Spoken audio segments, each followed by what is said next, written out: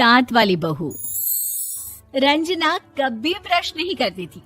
उसे कितनी बार उसके माँ बाप ने डांटा, लेकिन उसका कोई असर उस पर होता ही नहीं था, जिस कारण से उसके दांत पीले पीले हो जाते हैं। शादी के बाद।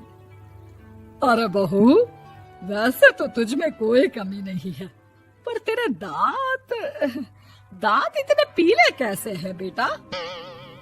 कैसे मतलब? कोई सर्जरी थोड़ी ना कराई है।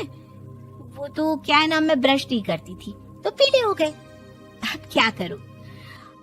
आप कहे तो लाल करवा लूं या फिर काले? यार ये क्या है, क्यों माँ से लड़ रही हो? लड़ रही हूँ? अरे मैं लड़ रही हूँ या ये बोल रही है कि दांत पीले हैं, पीले। अरे तपस्या थोड़ी ना की है इन्हें पीले करने के लिए। बकायदा ब्रश नहीं किया है 20 साल तक, तब जाकर। छी, कैसी बात कर रही हो?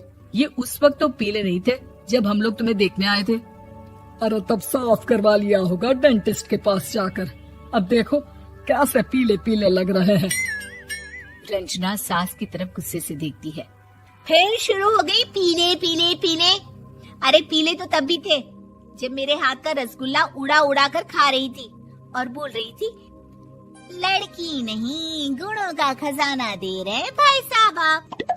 खैर, अब वो लोग करते भी तो क्या करते, पीले दांत वाली बहू पल्ले पड़ी थी तो झेलना तो था ही। एक दिन कीर्तन में रंजना गाना गा रही थी। अरे कमला बहन, माँ का द्वार है, यहाँ तो सब शुद्ध होकर आते हैं, फिर अपनी बहू को ब्रश भी नहीं करवाती तुम। दूर से पीले पीले दांत भक्ति में बाधा उत्पन्न कर रहे हैं। अरे कोई 2 साल के बच्चे थोड़ी ना लेकर आई हूँ मैं बहू बनाकर। अच्छी खासी लड़की है, अरे कैसे करवाऊं ब्रश? ये तो उसे खुद करना चाहिए ना। अब माँ बाप तो इसके जैसे तैसे निपटा दिए, ये नहीं सोचा कि सास कैसे संभालेगी। सास बहू को लेकर घर आ जाती है, लेकिन सोच लेती है कि अब इसे लेकर कहीं नहीं जाएगी। अगले रोज बहू कहती है, अरे क्या हो गया, मंदिर नहीं जाना क्या? कीर्तन का वक्त हो रहा है। मेरी मधुर वाणी से कान्हा जी जागते हैं और सोते हैं। आप तो जानती है ना उनकी भक्ति में कितना मन लगता है मेरा। वो क्या है ना, तबीयत ठीक नहीं लग रही है मेरी, आराम करूंगी मैं। तबीयत ठीक नहीं लग रही? अभी तो मिथुन के गाने पर नाच रही थी आप, और अब बोल रही है कि तबीयत ठीक नहीं लग रही। अरे भक्ति में मन लगा लो सासू माँ, ऊपर जाना है, क्या मुंह दिखाओगी आप? हाँ? सास को बहू की बात पर गुस्सा आ जाता है। मैं क्या मुंह दिखाऊंगी, इसकी चिंता तो ना कर, समझी? अपने मुंह की चिंता कर, जो ये पीले पीले दांत लेकर हर जगह पहुंच जाती है। पता है लोग कितना मजाक बनाते हैं। ना जी ना, मैं नहीं जाना कहीं तेरे साथ। तो ये बात है। कोई ना, मत जाओ, मैं अपने कमरे में ही बैठकर भक्ति कर लूंगी। ऊपर वाला दांत थोड़ी ना देखता है, मन देखता है, भावना देखता है। और अरे बस बस, तू सब कुछ दिखा, बस ये सफेद चमकदार दांत ना दिखाना किसी को, है? जा यहाँ से। बहू को सास की बात का कोई फर्क नहीं पड़ता, वो तो जैसी थी वैसी ही रह जाती है। सुबह नहाकर किचन में खाना बनाना, फिर खाना खाना, कीर्तन भजन करना और सो जाना। एक दिन, माँ जी मैं सहेली के घर जा रही हूँ, शाम को लेट आऊंगी। हाँ, तो जाना, मैंने कौन सा तेरी आरती करनी है घर पर बैठकर। रंजना सहेली के घर जाती है, जहाँ वो पार्टी में जाने की तैयारी कर रही होती है। अरे शिखा, कहाँ जाने की तैयारी कर रही है? मैं गलत वक्त पर आ गई क्या? अरे नहीं यार, उल्टा सही वक्त पर आई है। मैंने ये साड़ी और ज्वेलरी निकाली है यार, शाम को इनके ऑफिस की एक पार्टी में जाना है। बताना कैसा लग रहा है ये सब? नहीं यार, इस ड्रेस के साथ तो वो वाली ज्वेलरी अच्छी लगेगी। हाँ सही बोल रही है, मैंने ध्यान ही नहीं दिया। वैसे तो हमेशा से मस्त फैशन सेंस रखती है। तो बड़ा जाती होगी ना पति के साथ पार्टी में। रंजना कुछ नहीं बोलती, बस सोचती है कि यार काश ये बात सही हो जाती, पर मैं क्यों नहीं जाती पार्टी में? क्या इन लोगों की कोई पार्टी होती नहीं होगी? रंजना घर आती है और रात में पति से सवाल करती है, एक बात बताइए, आप मुझे किसी पार्टी में क्यों नहीं ले जाते? क्या आपके यहाँ ऑफिस में पार्टी नहीं होती? पति बेचारा क्या कहता कि दांत पीले हैं तुम्हारे इसलिए।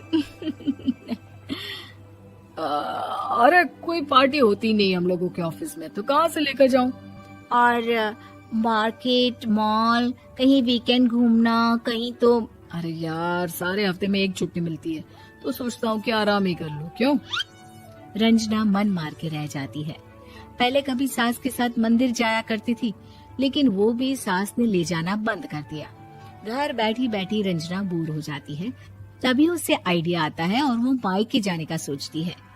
सासू माँ, 2 दिनों के लिए मम्मी के घर जा रही हूँ। अच्छा अच्छा, ठीक है, आराम से जा। और हाँ, माँ से कुछ अच्छी आदत सीख कर आना कि कैसे शरीर के हर भाग की तरह दांतों की सफाई भी जरूरी होती है, समझी? शुरू हो गई ना आप?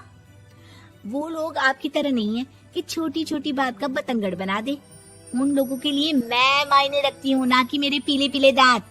रंजना माँ को बिना बताए उन लोगों को सरप्राइज देती है, लेकिन जैसे ही वो दरवाजे पर पहुंचती है, अंदर देखती है कि घर वाले कहीं जा रहे होते हैं। अब माँ, काश रंजना दीदी के दांतों वाली प्रॉब्लम नहीं होती, तो वो भी हम लोगों के साथ चलती ना बुआ जी की बेटी की शादी में। हाँ बेटा, लेकिन अब उसे कौन समझाए कि उसको उसके पीले दांत नहीं दिखते, लेकिन उसके आसपास के लोगों को कितना एम्बैरेसिंग फील कराते हैं। मुझे तो कितनी बार उसके स्कूल की टीचर ने शिकायत की कि उसके साथ कोई लड़की बैठना भी नहीं चाहती, और ना ही कॉलेज में कोई उससे बात करना चाहता था। लेकिन पता नहीं क्यों उसे ये बात समझ में ही नहीं आती।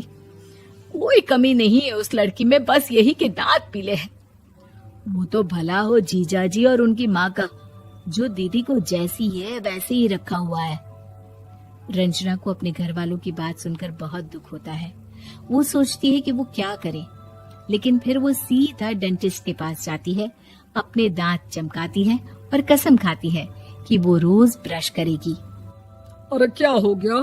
तुम तो 2 दिनों के लिए गई थी ना, पर कोई ना, अच्छा है, चलो आ गई तो। रंजना सास के सामने आकर खड़ी हो जाती है और पूरी स्माइल करती है, उसके चमकदार दांतों को दिखाती हुई। हैं? चले मंदिर? माँ, मुझे माफ कर दीजिए, मैंने आप लोगों को बहुत एम्बैरेसिंग फील करवाया। मैं आज से रोज ब्रश करूंगी।